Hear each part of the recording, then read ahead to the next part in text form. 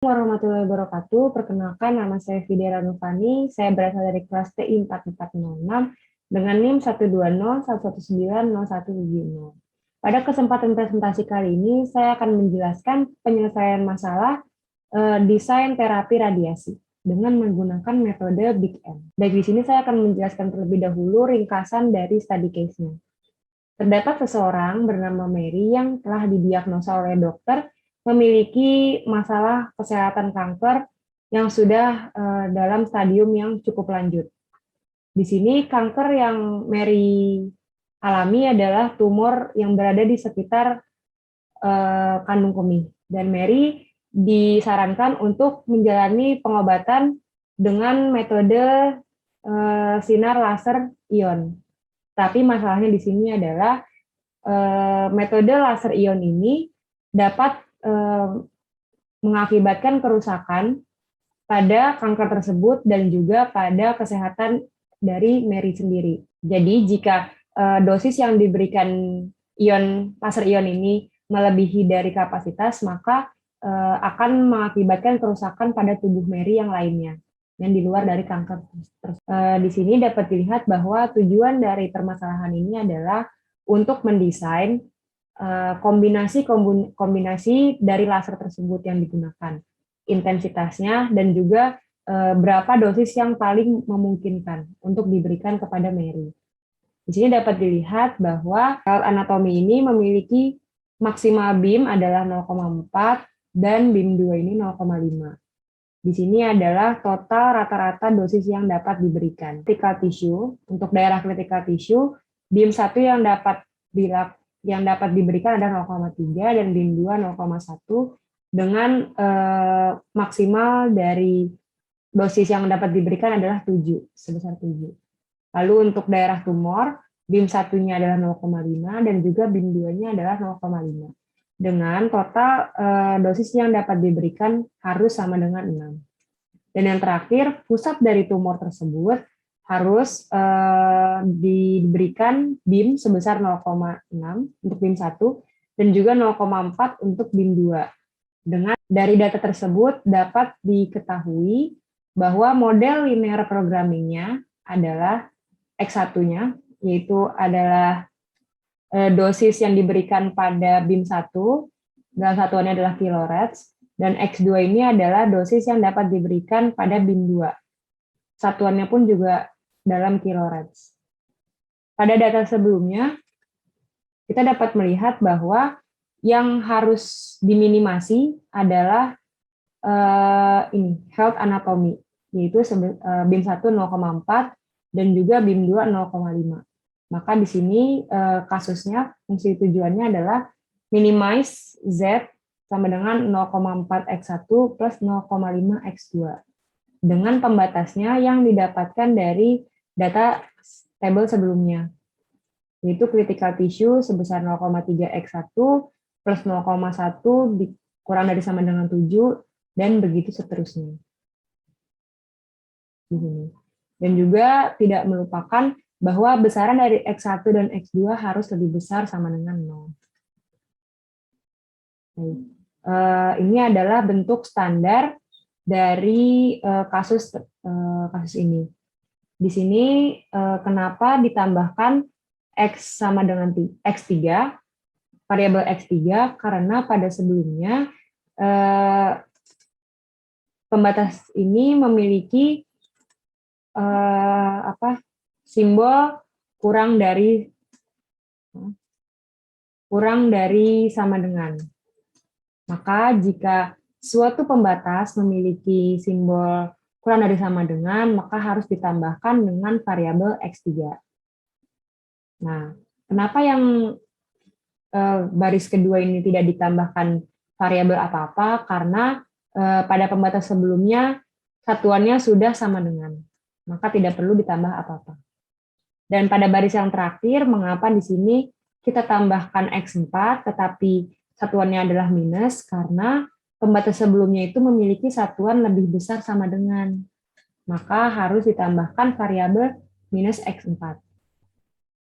Lalu variabel-variabel ini akan ditambahkan ke fungsi Z Seperti itu. Dengan 0,4x1 plus 0,5x2 ditambah 0x3 ditambah 0x4.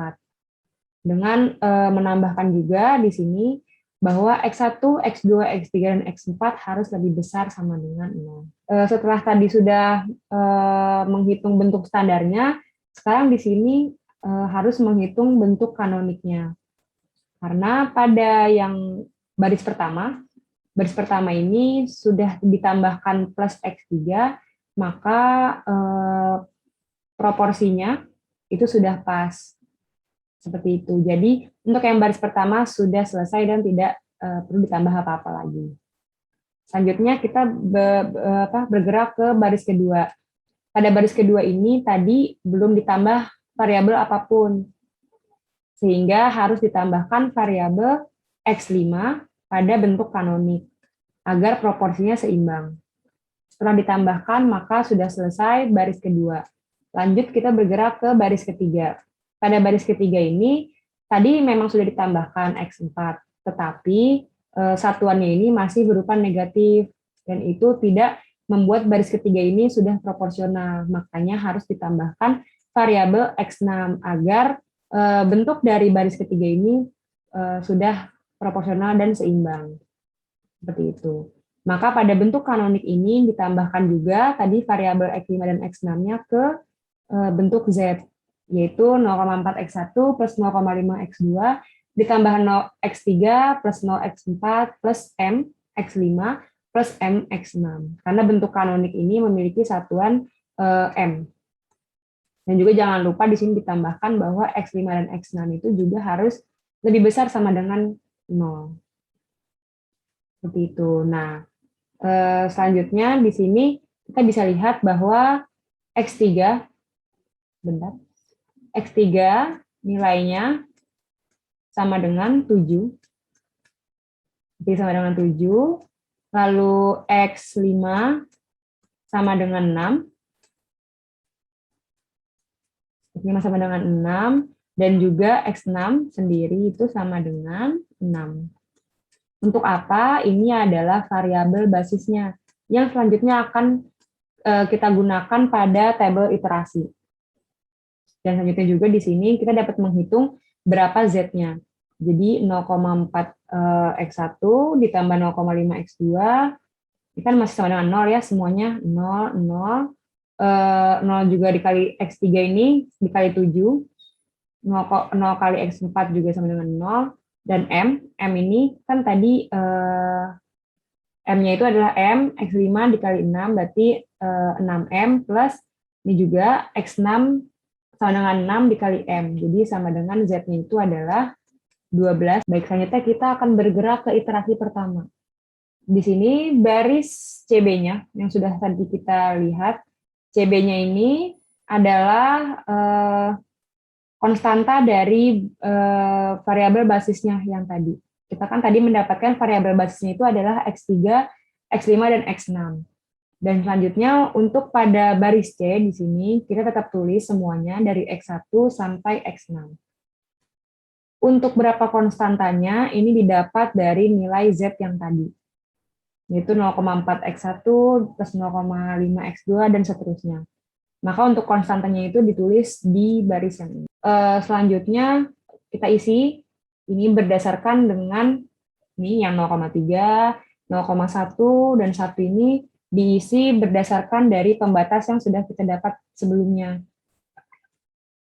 Ini tadi 0,3, 0,1 dan juga X3 ini adalah 1. Jadi nilai-nilai yang ada di dalam baris ini, kotak ini, itu berdasarkan dari tabel pembatas sebelumnya. Seperti itu. Dan juga di sini konstantanya juga berasal dari pembatas yang ada di sebelumnya. Selanjutnya kita menghitung baris dari C-barnya. Ini bagaimana caranya? Yaitu adalah, sebentar saya ubah warna. Ini adalah C1, ini dikurang dengan CB, matriks CB, dikali dengan matriks X1. Seperti ini. Jadi kita bisa langsung lihat bahwa C1-nya ini adalah 0,4. Makanya langsung ditulis duluan 0,4 dikurang ini perkalian dari CB dengan matriks X1. Ini kan 0 dikali 0,3 sama dengan 0, 0,5 dikali M sama dengan 0,5 M, ditambah 0,6 dikali M. Berarti 0,5 M ditambah 0,6 M sama dengan 1,1 M. Seperti itu. Nah, selanjutnya di sini dapat dilihat apa maksudnya cara untuk menghitung C baris X2 sampai X6 ini sama dengan cara yang sebelumnya. Jadi mengurangi variabel C1, C2, variabel C yang ada di atas ini, dikurangi dengan perkalian CB, dikurang dengan variabel yang berada di dalam X tersebut. Seperti itu. Dan juga setelah sudah, kita dapat melihat untuk menentukan variabel masuk, variabel basis masuk adalah yang memiliki negatif terbesar, yaitu adalah 0,4 min 1,1 M. Ini adalah variabel terbesar, maka kita menetapkan X1 sebagai variabel masuk, variabel basis masuk. Jadi kita dapat melihat untuk menentukan variabel basis keluar adalah dengan menghitung rasio. Rasio di sini dapat dihitung dengan konstanta 7 dibagi 0,3, yaitu dibagi dari variabel keluar, variabel masuknya. Dan ini juga 6 dibagi 0,5 dan juga 6 dibagi 0,6. Maka didapatkan rasio yang terkecil adalah yang ini. Maka untuk X6 dijadikan variabel keluar. Dan Z-nya ini didapat dari perhitungan yang sebelumnya. Yang dapat di sini bahwa Z ini sama dengan 12M. Baik. Oh ya, sebelumnya di sini juga kita jika sudah mendapatkan variabel keluar dan variabel masuknya, kita dapat menghitung OBE-nya. Yaitu OBE-nya adalah B1 sama dengan B1 sama dengan B1 dikurang 1/2 B3, dan untuk B3 adalah B3 per 0,6, karena ini pertemuan maka hasilnya harus sama dengan 1, dan B2, OBE-nya adalah B2 dikurang 0,5 B3, karena pada baris 1 dan baris 2 harus menghasilkan nilai 0. Baik, selanjutnya adalah pada iterasi kedua, tadi kan sudah dihitung ya OBE-nya, makanya hasil dalam angka-angkanya ini sudah berubah. Basis X5, variabel X6 ini sudah diubah ke X1. Seperti itu. Selanjutnya di sini caranya masih sama, yaitu kita menghitung dulu masing-masing dari variabel basisnya, variabel C-barnya, baris C-barnya, tetap sama caranya, yaitu variabel C dikurang matriks CB dikali dengan matriks yang ada dalam X tersebut. Hasilnya cara masih tetap sama dengan iterasi yang sebelumnya. Setelah didapat, yaitu ternyata variabel yang memiliki minus paling besar adalah pada variabel X4. Maka variabel X4 ini ditentukan sebagai variabel baris yang masuk. Dan selanjutnya, kita juga tentukan variabel basis keluarnya yang mana. Tetap sama caranya, yaitu menghitung rasio dengan menghitung konstanta dibagi dengan variabel masuk yang terpilih. Berarti sini 4 dibagi 0,5 sama dengan 8. Lalu 1 dibagi 0,83 sama dengan 1,2.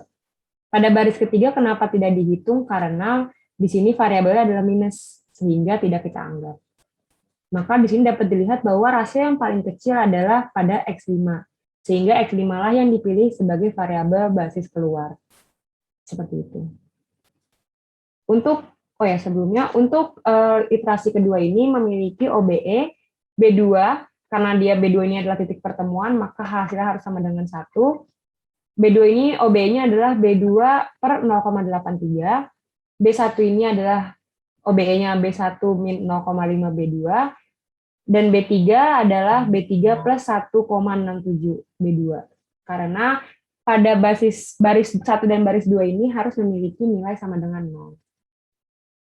Di sini dapat kita lihat bahwa masih ada M yang negatif, sehingga harus dilakukan iterasi selanjutnya, itu iterasi ketiga. Di sini caranya pun juga masih sama, memasukkan variabel ini yang tadinya X5 menjadi X4 dan juga menghitung lagi berdasarkan OBE yang tadi sudah ditentukan. Nah, di sini kita dapat melihat bahwa sudah tidak ada lagi hasil yang bernilai negatif seperti itu, sehingga sudah dapat disimpulkan bahwa pada iterasi ketiga ini semua baris C-nya sudah bernilai sudah optimal seperti itu. Dan di sini dapat dilihat bahwa pada X1 di sini ya, ini kan ada X1 ini bernilai 12 untuk BIM 1 tadi.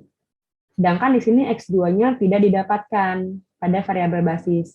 Sehingga ternyata variabel BIM 2, dosis BIM 2 yang dapat diberikan itu ternyata tidak sama sekali.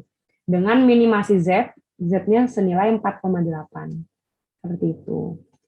Baik, kesimpulannya di sini adalah dosis yang dapat diberikan pada BIM 1 itu sebesar 12 kRAD dan juga dosis yang dapat diberikan pada BIM 2 sebesar 0 kRAD. Dengan dosis yang dapat diterima oleh tubuh yang sehat itu sebesar 4,8 kRAD. Baik, sekian presentasi dari saya. Kurang lebihnya mohon maaf. Wassalamualaikum warahmatullahi wabarakatuh.